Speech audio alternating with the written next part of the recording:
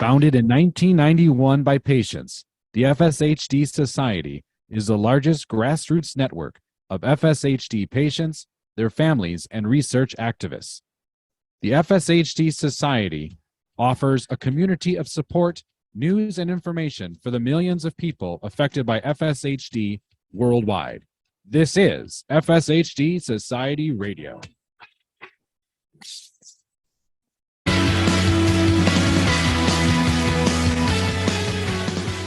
Hey, welcome all to FSHD Society Radio Show. This is the hot off the press edition.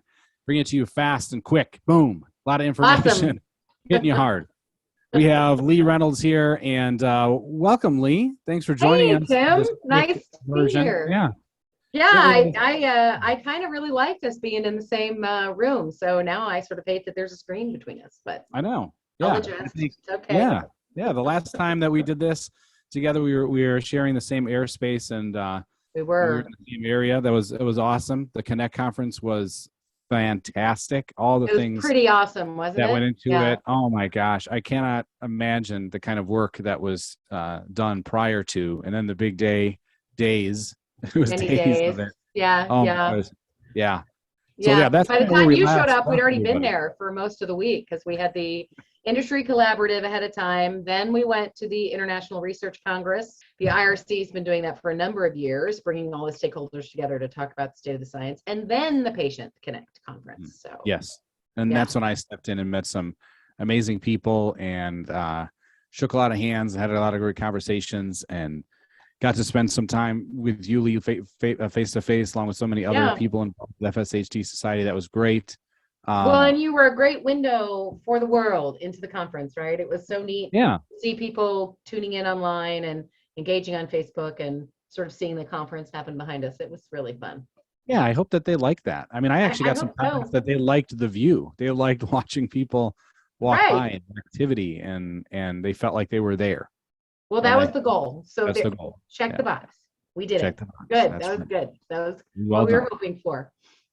But there were a lot of big things that were talked about. You know, one is the PACT, right? Yes. What is that again, right? Because those might not know. I don't know how you don't know, folks. I mean, it's right there, front page now on the homepage, fshdsociety.org. Yeah. You can learn about it. It was talked about. It was introduced right in Florida. So where are we now? Yeah. It was. So PACT stands for Patients Accelerating Clinical Trials. And that it also is a dual meaning, right? So it's the acronym, but it also is, we feel very strongly at the FSHD Society that we have made a pact with you, the patients and family members and the community, to do all that we can to bring, treatments and a cure to families sooner rather than later. We've got to move progress along. That's the motivating factor behind everything that we do. And so, a few years ago, we started what we call the Therapeutic Accelerator, and that was came born out of the very first sort of industry collaborative and some International Research Congress meetings to say, how can we identify what some of the barriers are to progress, and how do we lower them, minimize them, get them the heck out of the way? How can we bring everybody around the table? And that's where a lot of our research initiatives over the last 5 to 10 years have really come from, from those conversations. And the research has evolved to a place now where we can't get much further along without really more active and engaged participation from the patients. And so as you head into stage 1, 2, and then 3 clinical trials, and you're getting closer and closer to what we all hope is that first ever FDA approved therapy, we really need more and more patients and family members involved in that process. We simply can't do it without them. So that's really where PACT, the Patients Accelerating Clinical Trials program, was born. Some of these initiatives have already been going on. We just wanted to wrap them under an umbrella that sort of brought them all together. It made it easier for people to understand. And under that PACT umbrella, we have a couple of big initiatives that we're working on that, as you mentioned, we had whole presentations on these things at the Connect conference. Those recordings, by the way, are going to be made available here shortly. In August sometime. Anyone who was not able to tune in will have access to all of our general sessions and a lot of these presentations and we'll push those out here in the next few weeks. But there's really a couple of main things. One, I think a lot of people have heard of, and that's our Test FSHD program. So that is a program that Jamshid and June have worked incredibly hard on to create the infrastructure that is needed to allow patients to request and receive a full genetic screen to test for FSHD. So in order to participate, currently the standard to participate in clinical trials is that you need to have a genetic test that verifies your FSHD diagnosis. That can be very difficult, right? A lot of people really struggle to get that genetic test done. Doctors don't think it's necessary. They don't necessarily know where to go to request it. If you get through the screening on a trial, then the industry partner of ours, the pharmaceutical company that is putting on the trial, can run that test for you, and very much that's what they often do. Right. But as we get to more and more trials, if you want to be faster through the queue and higher up in the list and more readily able to participate and to speed up the timeline and reduce the cost and all of those things, you have to be able to get a genetic test. And so we've set up an entire system and structure where you can go in and you can request an appointment with a genetic counselor that is completely free to you. There is no cost to anyone involved. That's all covered through some partners and that are helping us fund that. You get the genetic counseling. You can then decide if you want to proceed. You then get we actually have a mobile phlebotomist that will, they'll set up an appointment, come to your house to draw the blood and send it off and get the test results, and then set up a follow-up appointment with you to go through all the genetic results and with you. And then there you go. You've got a full genetic makeup. They'll talk about the pros and the cons, of having that full genetic test done.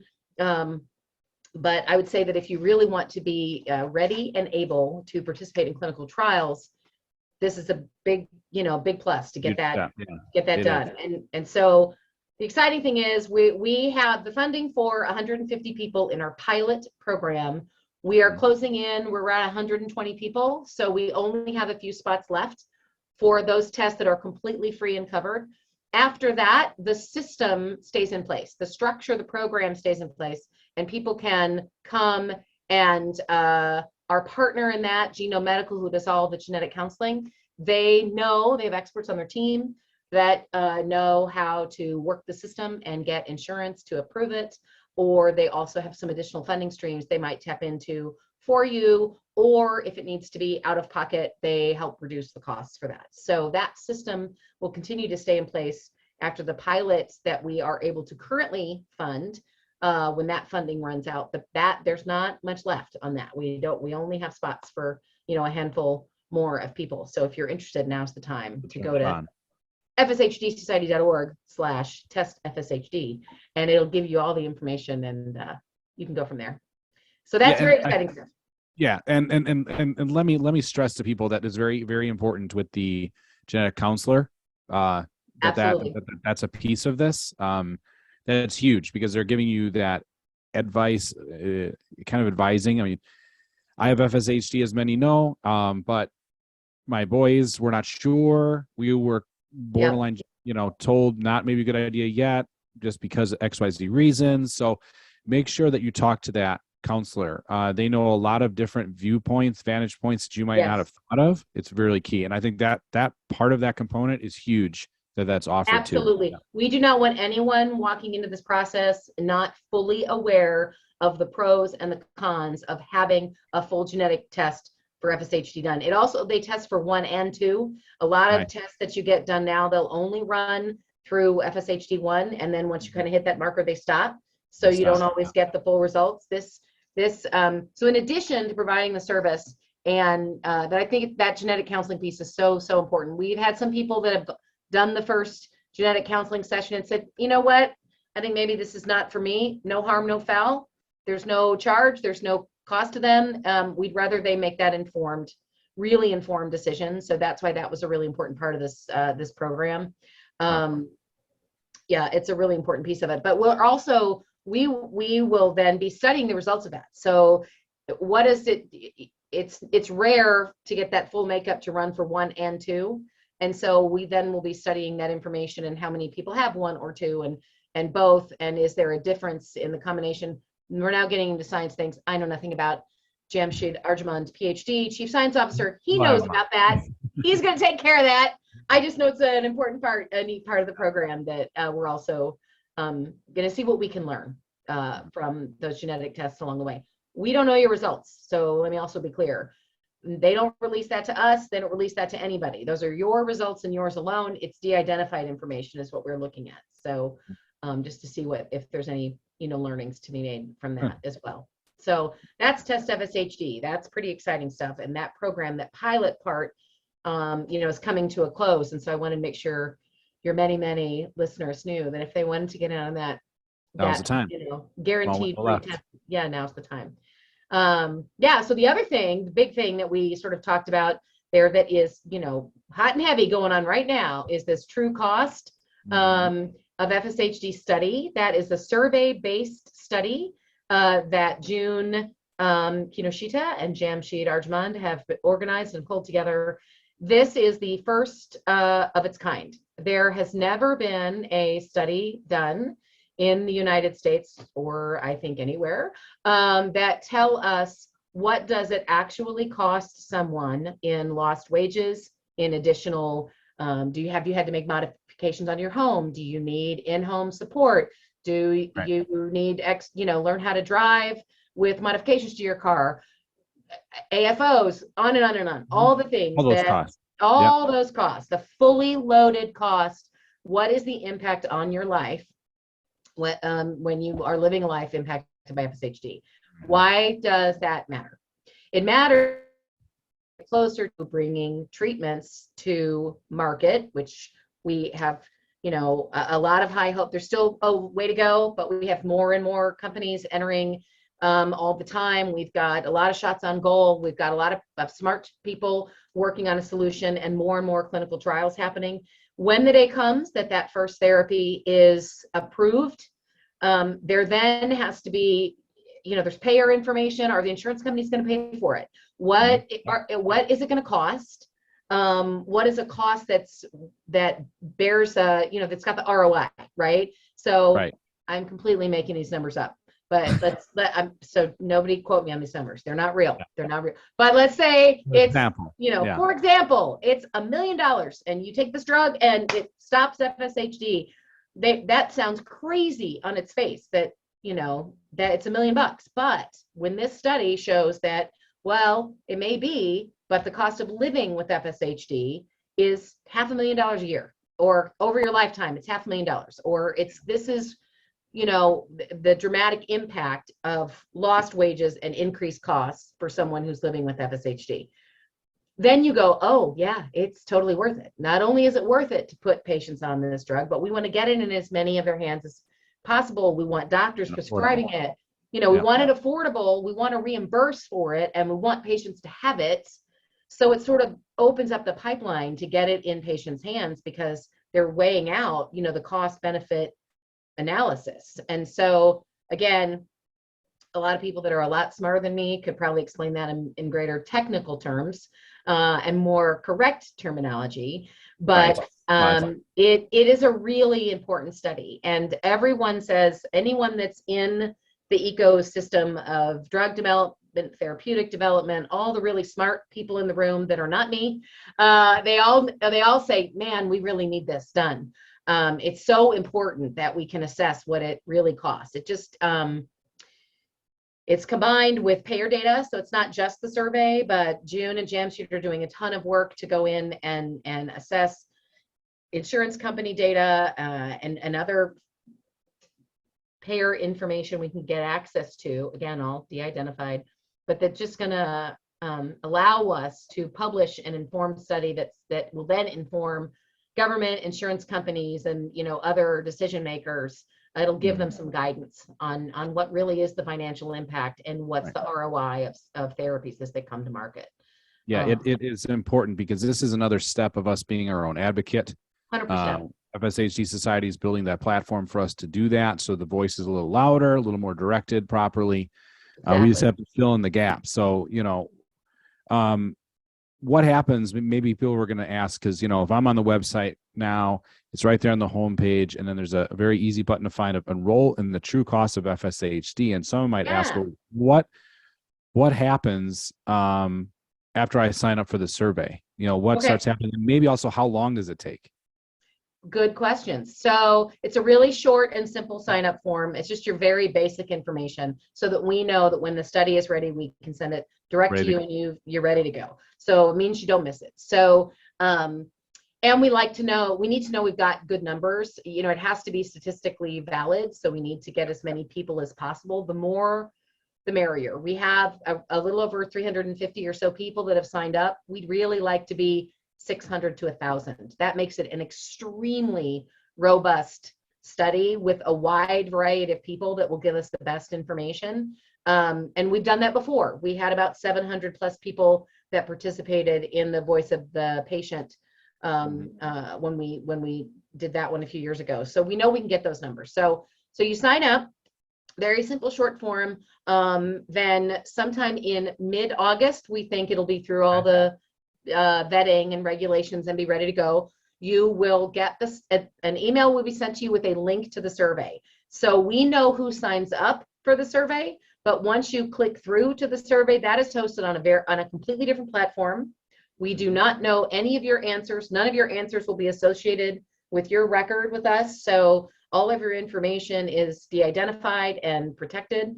We are not poking around in there trying to figure out who said what. We don't know that. It's all just de-identified information. There's about 50 questions, and it might take a little homework to pause and go collect. Oh, I know I put a ramp on my house, but I don't remember what it costs. So you might have to have a little bit of off survey time to look up some of your answers to verify your numbers.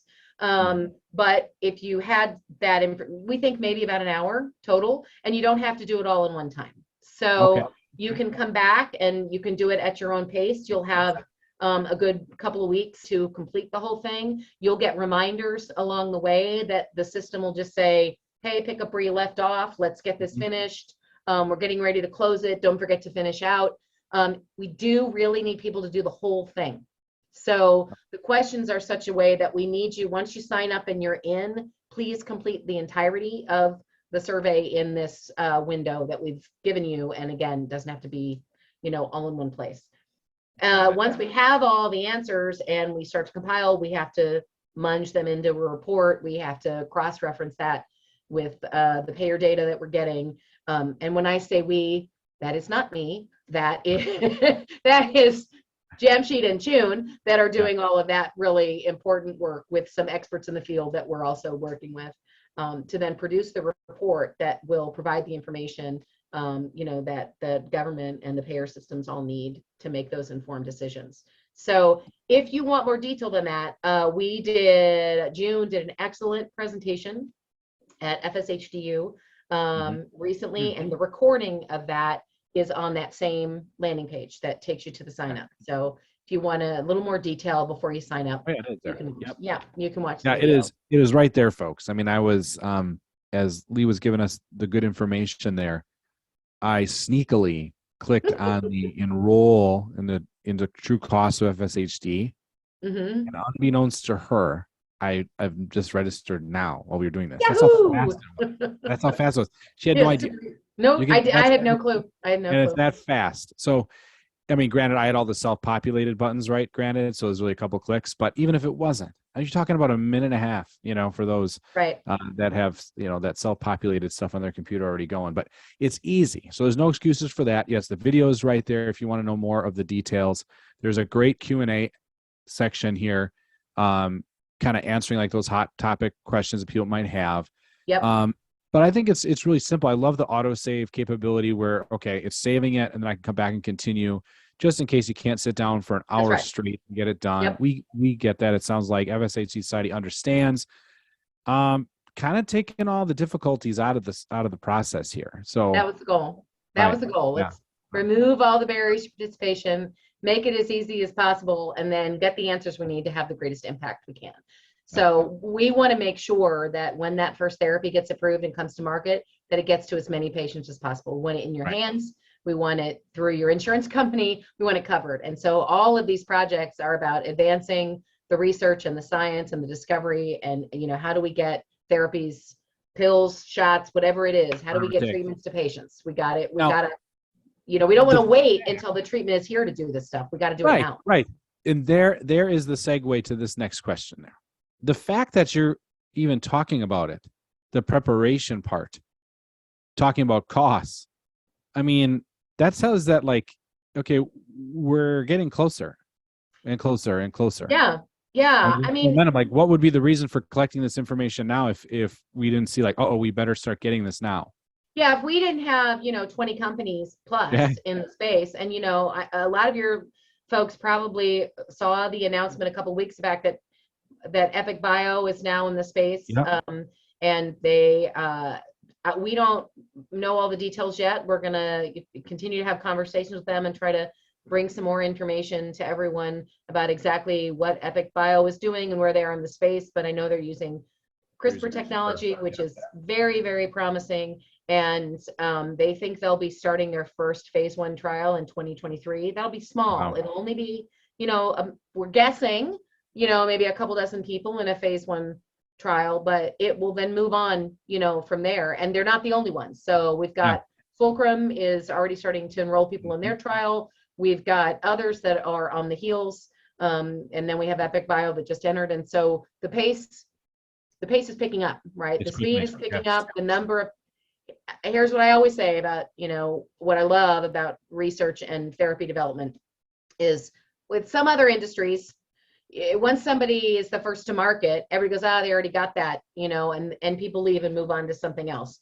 There aren't a ton of companies making crock pots because how many people need to make a crock pot, right? Like that's a thing. It's done. There's not a ton you can do to improve the crock pot. It's not like a bunch of companies making crock pots, right? Right. Scientific discovery and therapeutic development is very different. Once you get closer, everybody, it's like moths to a flame, right? And so in my very unscientific review, but almost 30 years of working in single disease space, nonprofit disease space, and having worked with a couple of organizations right when they got therapies on the market, it's a game changer. And the more you see people coming into the field, that to me is an indicator of the promise and the progress. And so, for us, we don't want to slow down the pace at all. We got to speed up and keep moving forward. And we're all about how do we knock down the hurdles? How do we not, wherever they may be, what can the FSHD Society do to knock down a hurdle, to bring more people to the table, to have the conversation, and to move the field forward for all the amazing people, that are working on it. So absolutely, this is a piece of that. So then we have all these things working, but at the same time, you're getting ready for the walk and roll event. We are. So walk and rolls are in high swing, right? So all walk and rolls are across the country I should say across North America, because we have the United States and Canada. They're holding walk and rolls, and all that information is on the website, and you're probably already getting emails about it.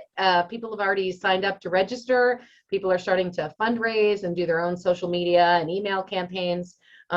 We have a goal this year of raising a cool $1 million for combined efforts for the walk and roll to help fund all of these things that we've just been talking about.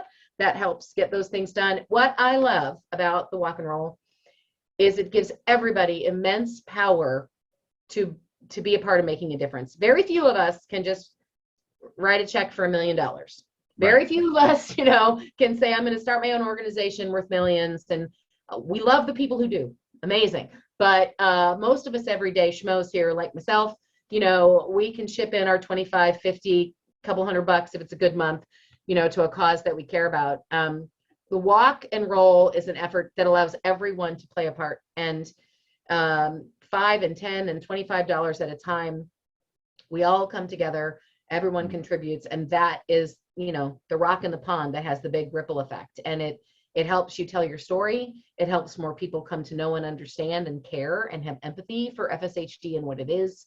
And it puts fuel in the tank that's going to keep us moving towards treatment and a cure. That's what the walk and roll is for. It's about putting fuel in the tank that's going to get us to treatment and a cure. And earlier this month, we had our team captain happy hour, and a whole bunch of team captains from across the country got together, and we shared some ideas and tips and tools for team captains on how to really just knock their walk and roll effort out of the park.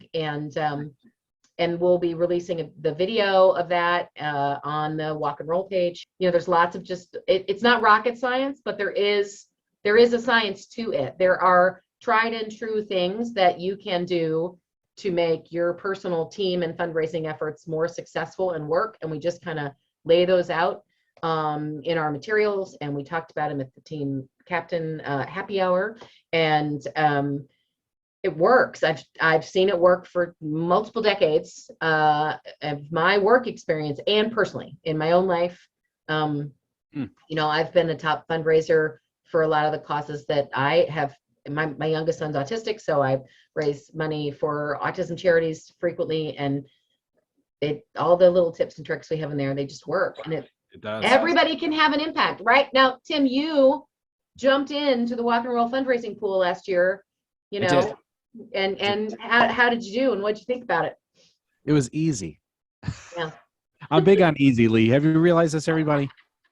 Man, you know, because I'm spinning a lot of plates. I love doing the show, you know, but, you know, I have other stuff too. Yeah, quite a few things. Yes, and the fact that I could sit there on my phone watching, like, I think, whatever nonsense on television, and it just like hits me. That's how my brain works. Oh, I should really register. I should really do the walk and roll. Or, you know, as you're going through, you see on your Facebook thing, you know, oh, why don't you create a walk and roll? Oh yeah, I could do that. And I think it was only like maybe 5 or 10 clicks. It was done. Yeah. Like, that's it. I literally said out loud, that's it. My wife goes, what's it? I go, I just did the walk and roll. I just created something there for the fundraising. Yeah, you created your little fundraising page, and you pushed it out, and you raised, you know, more than a little bit of spare change. Oh man, yeah. I was like, wow. And then of course I told my mother this, how easy it was. And then I got scolded because she said, see, if you would have put more effort into it, you could have raised more money. That sounds like what my dad would have said to me. Yes. Yeah. So she said, maybe we'll do a little better. And so now she wants the link, or she wants to be able to figure out how to do it too. And then she goes, I'll help you. I will help you. I'll make it louder. Okay. Awesome. Are you guys registered yet for this year? Have you registered yet? No, of course I'm not. Okay, this is your official I'm glad you called me out. And many others that are in our fine listening audience, go register. FSHDsociety.org/walkroll. That's it. Go there. There's a little interactive map. You can find the walk that's nearest you. If there isn't one in your area, you can sign up for the National Virtual Walk and Roll. And that makes it super easy. It gives you all the fundraising tools online, and then you can walk in your neighborhood, your backyard, you know, with friends in the park. We've got little groups that do that. The challenge with a rare disease like FSHD is that we're spread out, right? And so people that are impacted, it's not like you're going to have, you know, a bunch of people in your neighborhood that are directly impacted. So sometimes it can feel like you're out there on your own and you're really spread out. But one of the great things is that this makes the world a little smaller when you can start to share your story and connect in a way that people want to help. I believe people are by default genuinely good people who want to help. There's some jerks out there, but most of us are good people. Yes. And most people want to be given an opportunity to help someone they care about. And the walk and roll does that. But then on September 17th this year, you and I will be back here with this witty banter we do. And we'll be doing our 4-hour coast to coast walk and roll celebration. Which is so much fun. Yes.